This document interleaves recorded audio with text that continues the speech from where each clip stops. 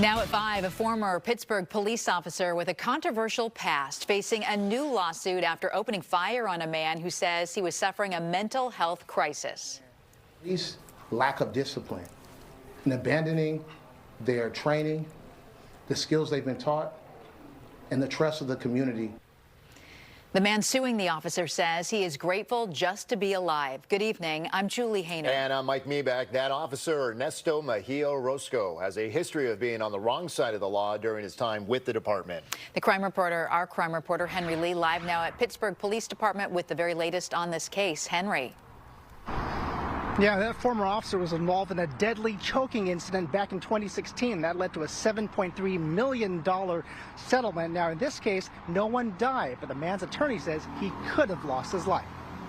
I'm just taking it one day at a time. Ashton Porter says he's lucky to be alive after he was flushed out of a hotel room with tear gas and then shot and wounded by Pittsburgh police during a challenging time in his life. Police should just have a little more compassion with someone that's going through a mental health crisis, because that's not how that person should be defined. It happened in 2022 when Porter was too scared to leave a room at the Hampton Inn. His attorneys released edited video from police body cam footage. He just is refusing to open the door, doesn't want to have a conversation. A mental health team showed up to de-escalate the situation, but his family says police sent them away. I promise you, my guys will not lay a finger on you. You're not going to get hurt. But instead, police stepped up the pressure. Hey, this is about to get a whole lot worse for you, man. At any point in time you want to listen to what I've been trying to tell you, we're going to make sure that you come out and everything's safe. Officers used a battering ram, pepper spray, and tear gas to force Porter out of the room.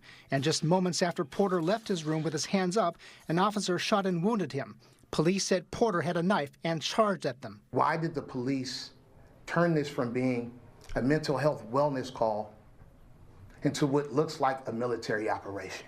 On Tuesday, attorney Adanté Pointer filed a federal civil rights lawsuit against the city of Pittsburgh, saying police failed to give Porter time and distance after police were called to help. Asking for help, but was met with harm, was met with bullets. Police, who, if you will, see things as if they're hammers, saw Mr. Porter as a nail.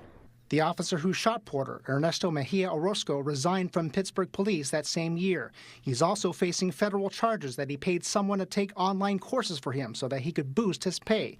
He's also been charged by the Contra Costa DA with accepting bribes, including tequila, to drop traffic tickets. It surely is close to the most stark example of a police department that is acting unhinged. What happened was unjust. Nothing was okay about it. Natalia Metz is one of Porter's 6 children. I felt like it was our fault that we called the police and we shouldn't have.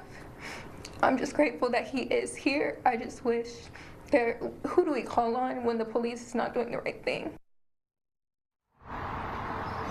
Now, I've reached out to the city of Pittsburgh for reaction to this lawsuit, but have not heard back. The former top cop here is now interim chief in Antioch. He declined to comment. Now, I've learned that the former officer involved is expected to change his plea next month in both the federal online college case and the state bribery case, which will lead to convictions. Live in Pittsburgh, Henry Lee, KTVU, Fox 2 News. All right, Henry, thank you.